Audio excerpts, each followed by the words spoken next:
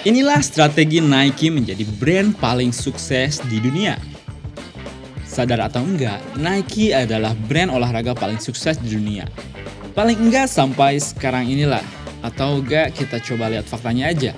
Menurut data di tahun 2020 kemarin, keuntungan market Nike paling tinggi dibandingkan para pesaingnya. Nike berhasil meraih keuntungan 199 billion US dollar, sedangkan Adidas, rival abadinya meraup keuntungan 54 billion US dollar.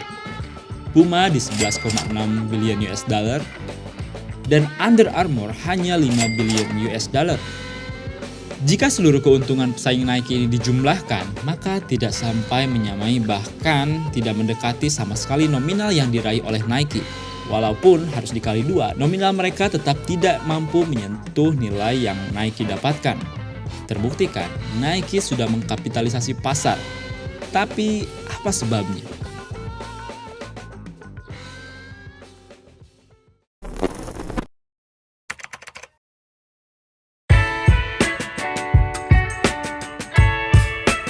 Nike memiliki tubuh organisasi yang baik dan itu menopang kinerja Nike menjadi perusahaan yang baik juga.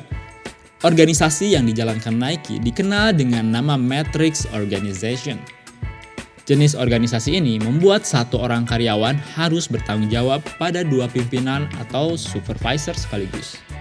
Contoh sederhananya, jika kamu adalah seorang finance manager di bidang sepatu, maka kamu akan melapor pada direktur sales dan juga direktur sepatu. Dengan kata lain, Nike memiliki direktur yang bertanggung jawab secara internal atau secara keperusahaan dan juga direktur yang dikhususkan pada jenis produk.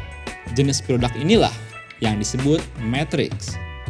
Pada awalnya, struktur matrix dari Nike ini didasarkan pada jenis produk yang dijual, yaitu sepatu, pakaian, dan alat olahraga. Hal ini memudahkan untuk penyediaan barang dari pabrik hingga sampai ke toko.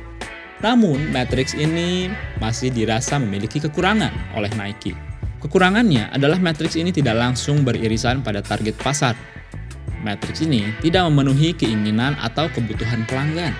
Hingga akhirnya pada tahun 2008 Nike mengubah matrixnya. Matrix yang awalnya berfokus pada jenis produk buatan Nike berubah menjadi kategori jenis olahraga. Nike menyebut matrix ini adalah kategori offense. Kategori ini antara lain ada running, global football, basketball, dan training. Kategori ini didasarkan pada kebutuhan pelanggan dan membuat penjual terfokus pada target pasar. Terus, emang apa sih benefit dari ganti-ganti matrix ini?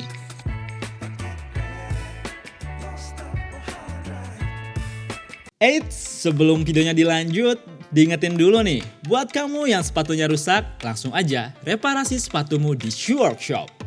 Oke, back to the video.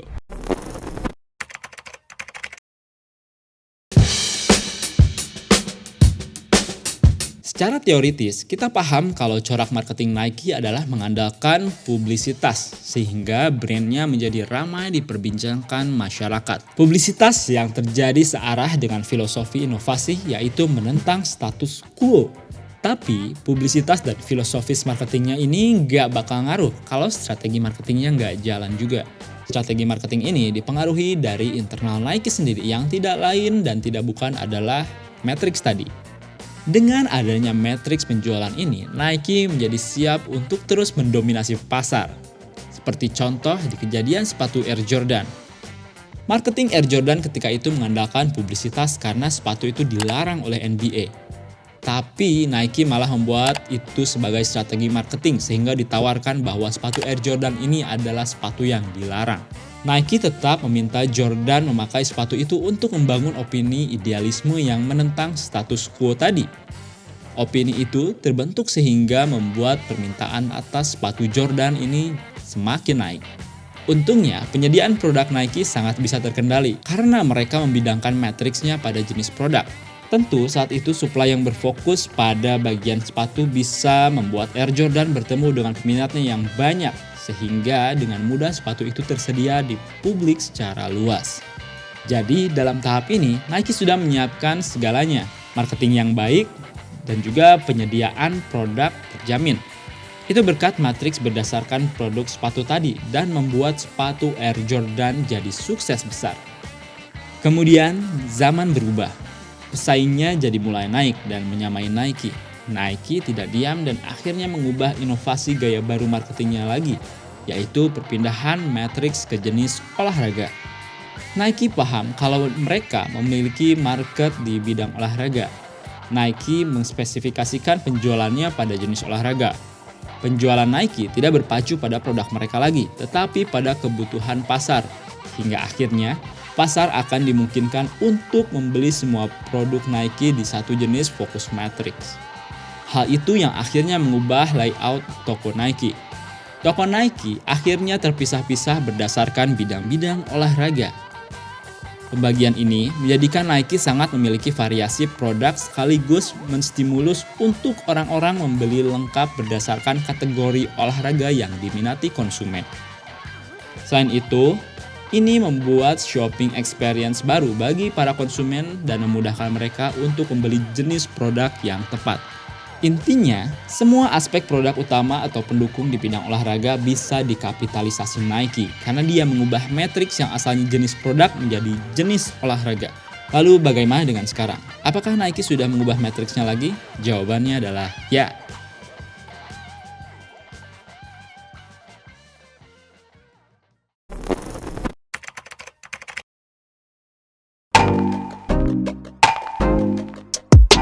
Di tahun 2017, strategi marketing Nike berubah lagi. Mereka tidak lagi ingin mendominasi pasar olahraga. Mereka ingin langsung berhubungan dengan pelanggannya. Maka dari itu, kategori matriksnya berubah menjadi men, women, and kids. Kategori ini disebut Consumer Direct Offense. Strategi ini ditunjukkan untuk melayani konsumen secara langsung dan langkah awalnya adalah mengkampanyekan persona ke publik sehingga menjadi wajah baru Nike. Kategori ini menjadi sebuah fokus yang bisa membuat Nike berkapital di berbagai sektor secara luas. Dari sekedar yang mereka lakukan ketika membagi fokusnya pada jenis olahraga. Ingin melakukan hubungan langsung dengan pelanggan pun bukan perkara main-main tentunya. Akhir-akhir ini Nike fokus menjual produknya secara online. Hasilnya ya sudah bisa ditebak, Nike sudah tidak menjual barangnya di retailer lagi. Penghapusan retailer dari jalur distribusi Nike ini adalah cara selanjutnya untuk menyentuh konsumen secara langsung.